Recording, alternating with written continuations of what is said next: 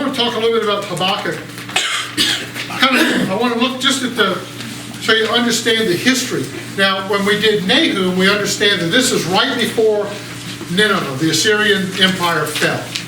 And that's the timing of this, that they had been running roughshod over that whole part of the world for a century or so. And it was coming to an end. Habakkuk is a little bit different story. Because when we get to Habakkuk, the fall of Nineveh has already happened. That happened. I should have saved one of those timelines. Where is it? There we go. So the Assyrians wiped out the northern kingdom. And then if you remember, they kept working their way down. We think of war as moving quickly, but moving people and everything is slow in that period of time. I think of it as a volcano. You ever seen a volcano and the lava is coming out? Well, it's kind of slow, and then it's just kind of moving along. Everything that comes and touches is burned up. It just slowly keeps moving, keeps moving. This is warfare back in those days. So they could have wiped out the northern kingdom in 721, but it was 705 before they got down to the southern kingdom, had wiped out all the surrounding cities, and were holding Jerusalem hostage. And if you remember, Hezekiah made a prayer to God, and God interceded supernaturally and defended Jerusalem, killing the 185,000 Assyrians. Those that were left, including their king, picked up, and went back home.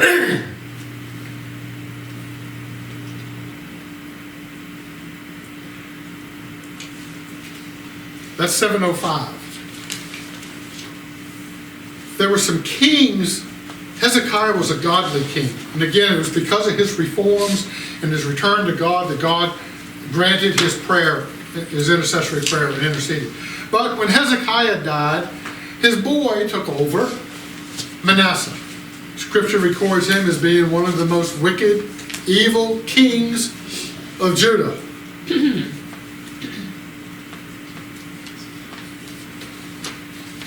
He had a son too, but his son, when Manasseh died, his son, I think, was only a year, something like that, but he was just as bad as his daddy. But then Josiah was born and made king. Josiah was 8 years old when he became king. And at first, he was 8 years old, he was being led by the priest and the temple, helping him make the right kind of decisions, influencing him to make godly decisions. Once he got old enough to make decisions in his mid to late teens, he began to instigate reform. So everything Hezekiah did got wiped out and reversed by Manasseh, and now Josiah is coming in, and he's undoing all the bad stuff that they had done and reestablishing the government and reestablishing the religious practices, rebuilding the temple. If you remember in reading in 2 Kings how they found the scrolls and found the law and read that, and it was just a great revival.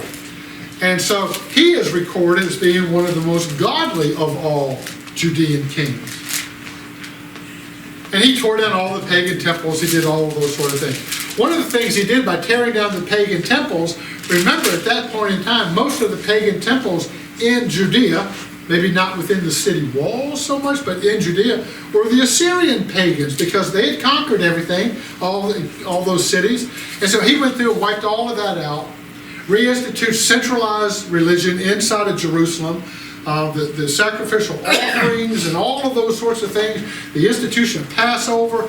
He reinstituted all of that stuff. Now, while he is doing that, trouble is brewing in the north, because the Assyrians are starting to crumble. They had their big loss down in the southern kingdom. They retreated back up, and they really had started to spread themselves too thin. They even went all the way down to Thebes, into Egypt. Now, they won that battle, but at a great cost. And it's hard to fight little revolts up around Nineveh and in the 500-mile range around there if the biggest part of your army is down in Egypt for several years. So by the time they get back up, it's just chaos. It's one nation over another. And Babylon has started to become a major player in that particular area of the world. And for many years, there was constant warfare between the Assyrians and the Babylonians. Ultimately, some of the other nations, like the Scythians and some of them, joined the Babylonians, and now they had a greater force. And we understand from reading in Nahum what happened. Nineveh fell. Now, when Nineveh fell, the Egyptians were getting worried about Babylon. I mean, their thought is, if the Syrians can beat us and the Babylonians can beat them, we got no shot against the Babylonians. And so they decided that what they wanted to do is they wanted to go up and they wanted to defeat Babylonians before they got too powerful. They just had major wars, and so they were a little diminished, and they wanted to get up there first. That way they could secure all of the Syria-Palestine area for themselves. And what they hoped was they could get there soon enough to find enough of the remnant of the Assyrian army, and they would join with the Egyptians, and then they would whip up on the Babylonians. Now Josiah, the godly king, he was a king for a while. He feared both the Egyptians, because remember, they wanted to conquer his homeland, and the Assyrian threats. He didn't want them getting back, those two getting together. Assyria and Nineveh had already fallen, but if they got up there and they beat the Babylonians, and he said, so he tried to intercept the Egyptian army. It was a very bad decision. Josiah was killed in battle, and Egypt basically made Judea a vassal state. And they took and placed a fellow by the name of one of his sons, and they changed his name to Jehoiakim. Where's my Jehoiakim? Yeah. They put Jehoiakim as the little puppet leader. He was the second son of Josiah. And so they put him in control, basically run the government for us. And by the way, here's how much taxes and stuff you have to send us every year. They caught him trying to cut a deal with Egypt, and so they threw him out. And basically, when the Babylonians did that, that was the end of the southern kingdom. They came down. It took 3 waves. They came down in 3 separate assaults against Babylon. Against Jerusalem. And the first one, they took a bunch of course, they would take the city, loot it, take a bunch of stuff, and haul some people away. They took a lot of prominent, smart people. A fellow by the name of Daniel went in there. And then a few years later, they got problems again. They go back down again. They just won't back. And then they have another assault, another siege. I think in the second siege is when they took Ezekiel. And then finally it became the third time because they just kept revolting and revolting. And that's it, we're just wiping it out. And in the same way the Assyrians did Samaria, the Babylonians eventually did to Jerusalem. Now, when this book was written, Habakkuk was around when the great reforms were made by Josiah. And he saw how the nation prospered, and they rebuilt those cities that are surrounded. And the government flourished, and God blessed them for their spiritual revival and their worship and everything. And it was just such a wonderful time of peace and prosperity for the people. And Habakkuk saw that, and it was just wonderful.